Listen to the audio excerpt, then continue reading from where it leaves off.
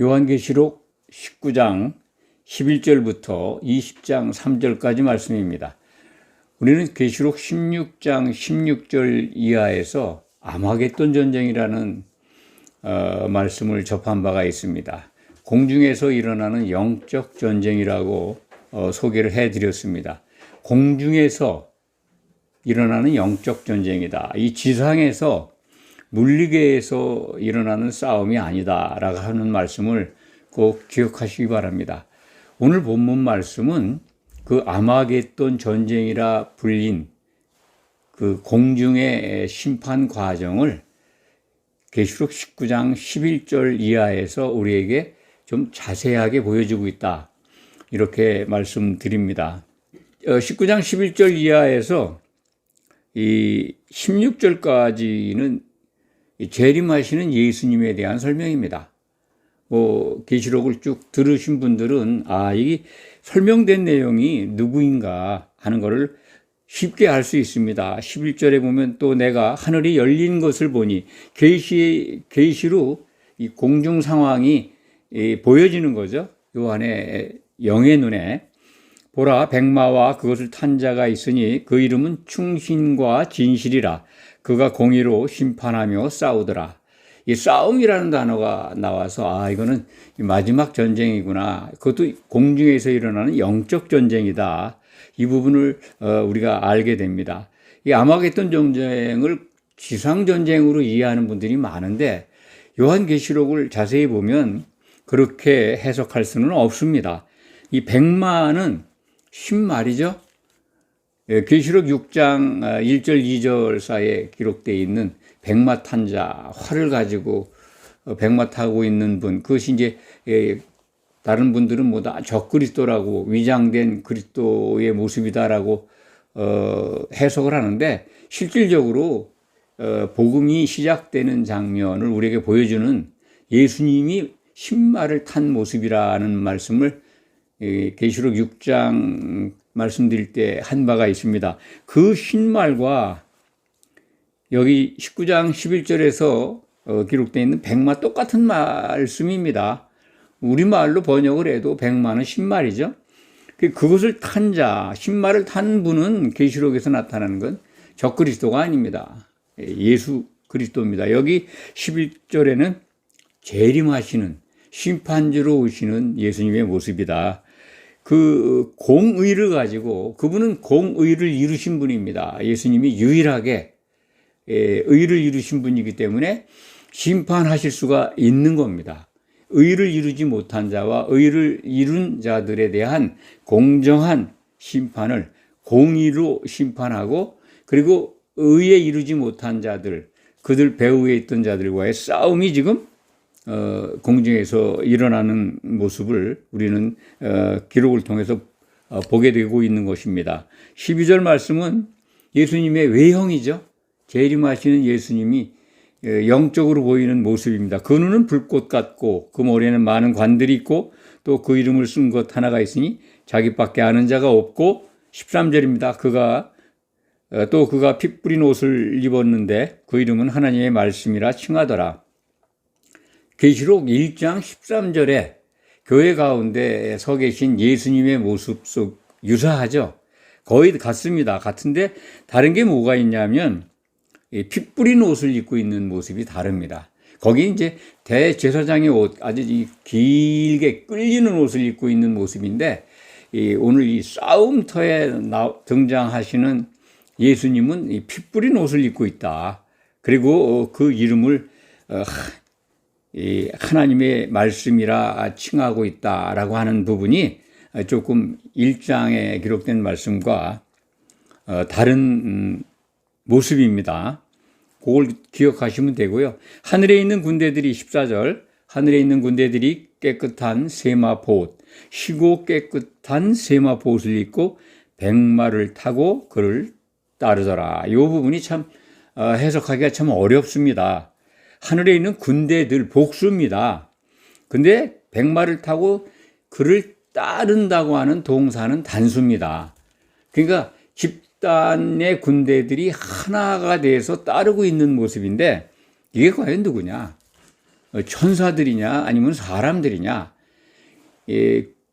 그리스도의 심판 과정에 참여해서 예수님을 따를 자가 누구냐 하는 부분을 생각하면 그런 자격을 가지고 따른다고 하는 설명을 들을 수 있는 자들은 사도들 뿐입니다.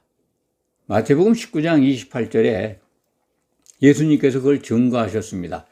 나를 따르는 너희들이 그리스도의 심판 때 그 재판석에 앉아서 심판하게 되리라 하고 하신 말씀, 그 약속의 말씀대로 예수님이 재림하실 때 하나의 군대를 이루어서 12사도죠.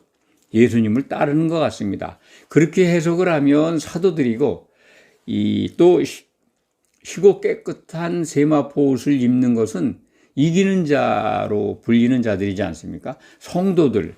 그런데 심판이 끝나기 전에 이러한 옷을 입을 수 있는 자들이 사람이라면 사도들 뿐이다라고 하는 것을 우리는 인정하게 됩니다. 그렇기 때문에 사람이라면 하늘에 있는 군대들이 사도들이다. 사도들이 한 몸을 이루어서 예수님을 따르는 모습이고, 천사로 본다면 하늘에 있는 군대를 천사로 이해하는 경우가 많이 있습니다. 이 천사들로 본다면 사람이 아니죠.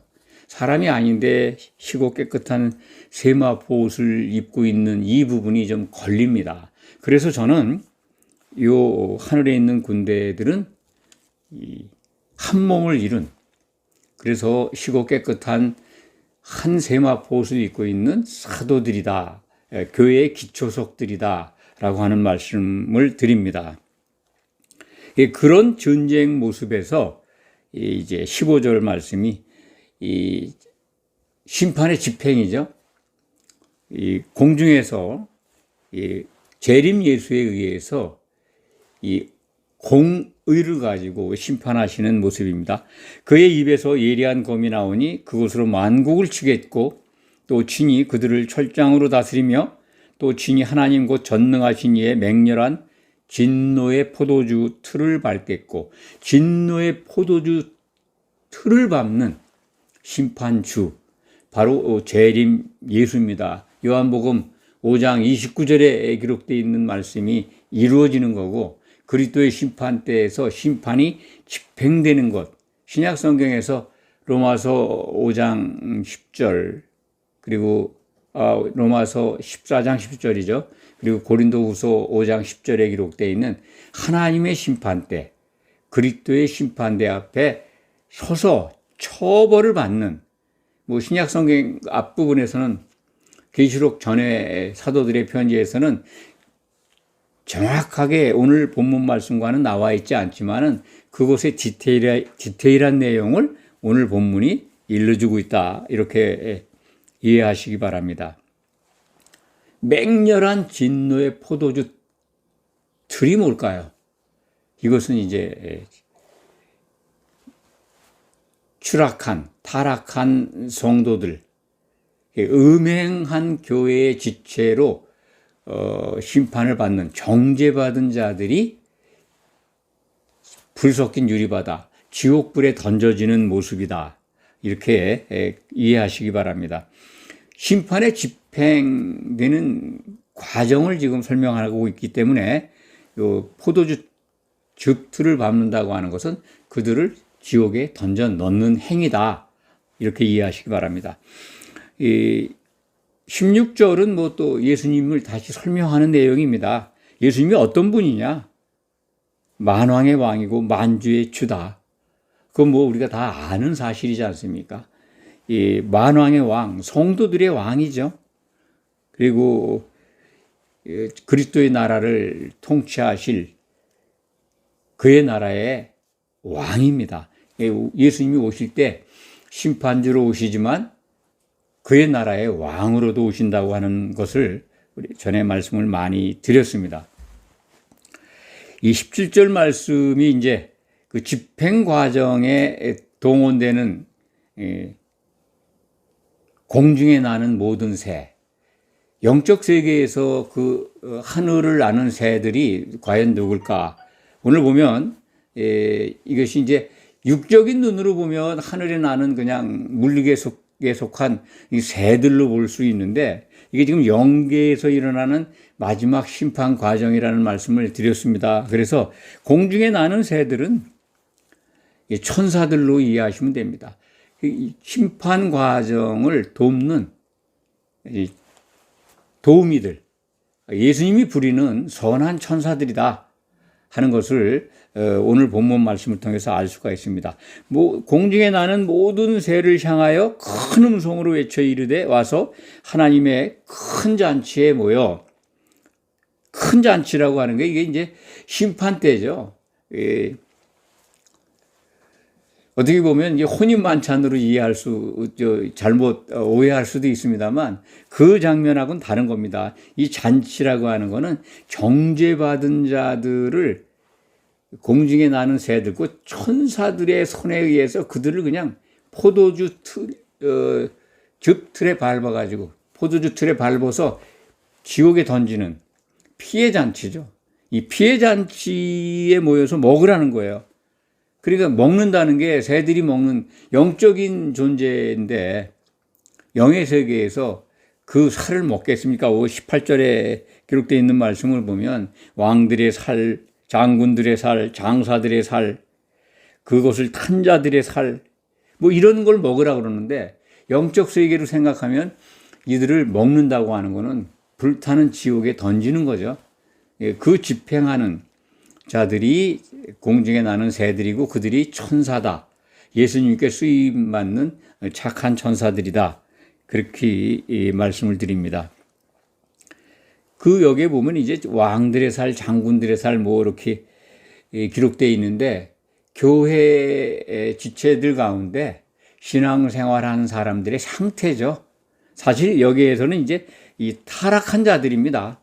심판 때에서 악을 행했다고 최종 판결을 받아서 천년 감옥에 던져지는 자들, 그들의 유형을 우리에게 보여주고 있다. 다양한 유형의 타락한 자들의 모습이 교회 안에 있었구나 하는 것을 우리로 하여금 알게 하는 대목입니다. 19절 말씀은 그런 후에 이 정말 전쟁을 일으킨다라고 하는 개념으로 보지 마시고 이것이 같은 상황인데 다른 각도로 보여주는 내용이다. 그리스도의 심판 과정에서 다른 각도, 곧 뭐냐면 마귀가 그를 따르는 더러운 영들과 그를 추종하는 공중에 올라간 이 땅의 짐승과 땅의 임금들, 그들이 군대를 이루어 가지고 예수님의 군대에 대항하는 모습을 보여주고 있는 겁니다. 다른 각도에서 보여주는 거기 때문에 전혀 다른 상황이 아니다. 이걸 강조하고 있는 거죠. 왜 그러냐면, 이걸 왜 보여주시냐면, 공중 심판은요, 이렇게 교회에 관한 심판만 있는 게 아니라 또 다른 두 가지 심판 집행 내용이 등장하기 때문에 그렇습니다. 우리가 이제 19절 이하 20절 3절까지 말씀이 그걸 설명해 주고 있습니다. 이것은 영계에서 일어나는 심판인 것을 우리로 하여금 증거하는 말씀이기도 합니다. 여기에 이제 마귀가 전쟁을 일으켜요. 영적 존재입니다. 마귀가 눈에 보이지 않잖아요. 마귀와 그의 군대들이 이 아마겟돈 전쟁에서 싸우려고 아마겟돈이라고 하는데 모았다고 우리가 16장 17절에서 이 16장 16절 17절 이하에서 우리가 살펴본 바가 있습니다. 거기에 기록되어 있는 대로 그들이 모아가지고 싸움을 이렇게 준비한 것, 거기까지 우리가 이제 전에 살펴보았는데, 오늘 그 디테일한 그 전쟁을 일으키는데 어떤 결과가 있느냐면 20절 이하에 짐승이 잡히고 그 앞에 표적을 행하던 거짓 선지자도 잡히고 그들이 어디로 간다라고 이게 아주 구체적으로 설명을 하고 있습니다. 그래서 우선은 20장에는 짐승과 거짓 선지자가 심판을 받아서 어디로 간다? 오늘 말씀을 보면 불못에, 유황불 붙는 불못에 던져진다. 짐승과 거짓 선지자는 괴물이 아니죠. 표현은 그렇습니다만 이 사람입니다. 피를 가진, 혼을 가진 사람이었는데 교회를 7년 동안 교회를 참으로 무참하게 짓밟고 미혹에 빠뜨리고 성도들을 죽인 그 죄가 얼마나 큰지 이들은 곧바로 사람이면서 지옥으로 떨어지질 않고 불못으로 갑니다. 모든 기독인들은 2심 재판입니다. 1심 그리스도의 심판대에서는 지옥, 탈락한 자들은 지옥으로 가고 백보자 심판대에 다시 나오게 됩니다. 그게 이제 계시록 20장에 기록되어 있는데, 그렇게 2심을 거쳐서 생명책의 이름이 지워지지 않으면 다시 하나님의 백성으로 구원을 받게 되는데, 이 짐승과 거짓 선지자는 단심입니다. 그리스도의 심판대에서 곧바로 생포돼서 불못에 던져진다 하는 것을 오늘 말씀을 통해서 우리가 확인할 수가 있습니다. 그것을 보여주기 위해서 또 다른 각도에서 이렇게 보여주는 것이다. 그리스도의 심판 집행 내용을 21절 보면은 그 나머지는 말탄 자의 입으로부터 나오는 검의 죽음의 모든 새가 그들의 살로 배부리더라. 21절은 이제 이거는 마귀를 따랐던, 공중에 올라와서 마귀를 따랐던 사람들이죠. 기독인들 가운데 마귀에게 속한 자들이죠. 그들은 또 이제 이 공중에 나는 새들이 그들을 포획해서 이 지옥에 던져진다 하는 걸 다른 각도에서 보여준 것이다. 앞에서 우리가 살펴본 것과 같은 내용이다. 또 말씀을 드립니다. 20장에 이제 넘어갑니다. 20장 1절로 가면은 이제 천사가 무저갱의 열쇠와 큰 쇠사슬을 그의 손에 가지고 하늘로부터 내려와서 2절 용을 잡습니다. 이 천사가 누굴까요? 예수님만이 할 수 있는 일을 행하고 있습니다. 무저갱의 열쇠를 갖고 계신 분은 예수님입니다. 무저갱을 열고 닫을 수 있는 예수님의 모습을 요한의 눈에는 천사로 보입니다. 천사가 그 역할을 대신하고 있는 거죠. 그래서 이 용을 잡았다. 용이 곧 여기에 설명이 나오죠. 뱀이고 마귀고 사탄이다. 이 요한계시록에 도달해서야 우리는 사탄이 또 옛뱀이 누구인가를 알게 됩니다. 오늘 말씀 20장 2절이 아주 확실하게 옛뱀이 마귀고 사탄이고 용이다. 용에게 권세를 받아서 교회를 핍박한 짐승, 그리고 짐승의 권세를 또 다 전수받아서 교회 안에서 나온 지도자가 교회 성도들을 죽이고 미혹에 앞장섰던 그 거짓 선지자는 이제 불못에 던져졌습니다. 그리고 이제 마지막 남은 마귀는 무저갱에 들어갑니다. 그러니까 세 부류가 그리스도의 심판대에서 형을 집행받습니다. 그런데 그 내용이 다르죠. 타락한 성도들은 지옥에, 그리고 교회를 그렇게 타락하게 한 짐승과 거짓 선지자는 불못에, 그리고 그 배후에 마귀는 무저갱에 들어갑니다. 그러면 마귀를 따라서 성도들에게 들어가서 이 교회를 어지럽힌 더러운 영들, 귀신들은 어디로 갈까요? 귀신들은 무저갱이 그들의 처소입니다. 지금도 무저갱에 대기하고 있는 더러운 영들이 있습니다. 그들이 이제 7년 환란 전에 다 공중에서 나와서 교회로 다 침투하게 됩니다. 그때가 이제 환란이 본격적으로 시작되는 때인데, 다시 그들을 예수님이 재림하시면 마귀와 함께 무저갱에 다 던져 넣는 것 같습니다. 그거에 대한 설명은 없지만은 이 더러운 영들의 초소는 무저갱이다. 이것만 아시면 됩니다. 그래서 이 3절에 무저갱에 던져 넣어 잠그고 그 위에 임봉하여 1000년이 차도록 다시는 만국을 미혹하지 못하게 하였는데 그 후에는 반드시 잠깐 놓이리라. 1000년 동안 무저갱의 마귀는 갇히게 되고 더러운 영들도 거기에 갇히게 됩니다. 그래서 천년 그리스도의 나라에는 미혹하는 일이 그리고 아프고 고통받는 일이 없는 나라가 됩니다. 그런데 그때 백성이 누구냐?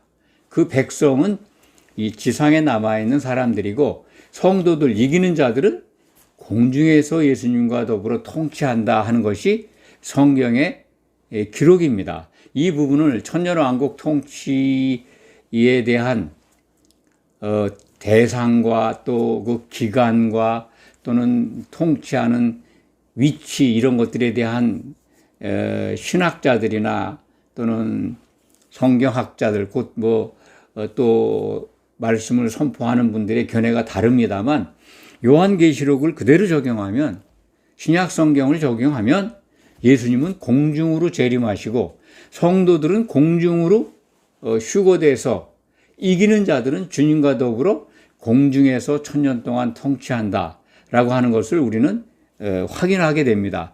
그래서 저는 예수님은 절대로 공중에서 통치하시다가 지상으로 내려오지 않는다라고 하는 견해를 지지합니다.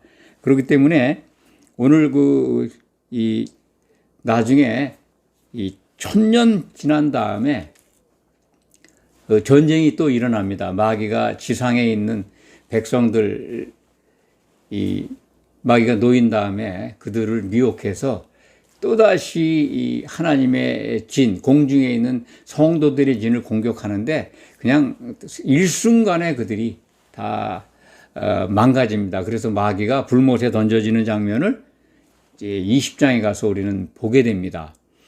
이런 것들을 이렇게 순서적으로 따라가다 보면 주님은 공중 재림하시고 그의 나라를 이기는 자들, 성도들과 통치하시고 그리고 그 후에 백보자 심판 때를 집행하시고 그리고 최종적으로 새 예루살렘 도성에서 우리와 더불어 살게 된다 하는 것을 요한계시록은 증거하고 있기 때문에 제가 드린 말씀 천년왕국 통치에 관한 내용 20장에 가서 또다시 우리가 살펴보게 됩니다만 그러한 것들을 성경적으로 이해하고 받아들이는 태도가 중요하다 하는 말씀을 드립니다. 말씀을 정리합니다.